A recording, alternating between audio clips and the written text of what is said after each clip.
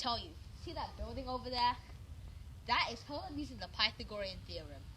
The Pythagorean theorem is the formula used to figure out the length of the hypotenuse in a right-angled triangle using the two short sides.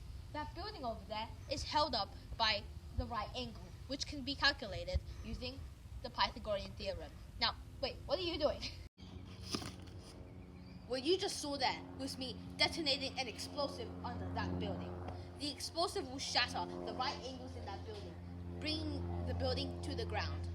Rumble, Oh no, rumble, he just rumble, detonated that rumble, building. rumble, It's rumble, going rumble. down.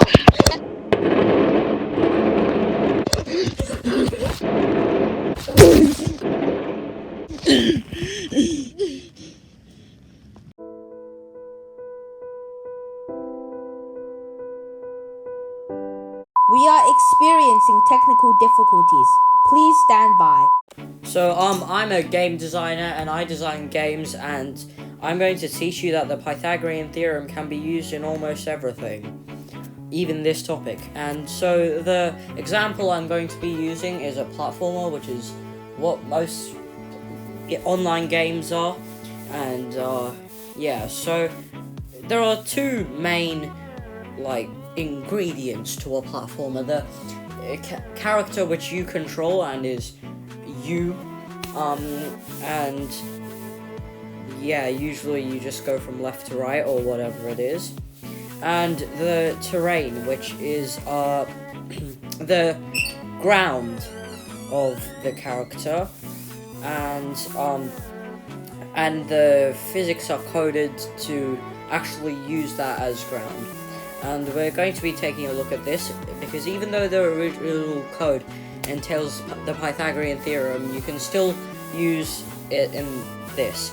And so the main example I'm going to be using is ramps, because the Pythagorean theorem is more accentuated in this. And as you can see on my left example, I haven't even measured it, I've just drawn a ramp. But on the right example, I have used the Pythagorean theorem to measure it, and this is what happens if with the two of them.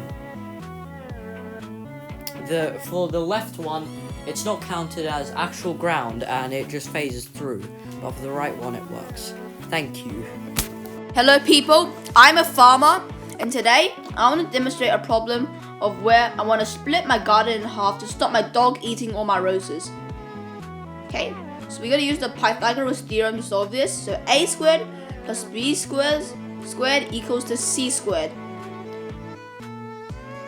Okay, so we use the 3 squared plus 4 squared equals to 9 plus 16 equals to 25.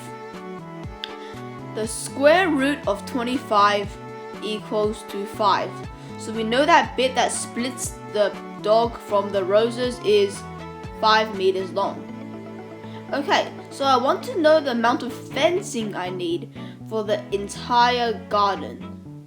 To work this out, I am going to use 3 plus 4, so brackets around that, times 2 will get me the perimeter. That equals to 14, because 7 times 2 equals to 14. 14, then you're going to add that to 5, okay? 14 plus 5 is 19. If I got this wrong, all my roses could have been destroyed by my ravenous dog. Where am I?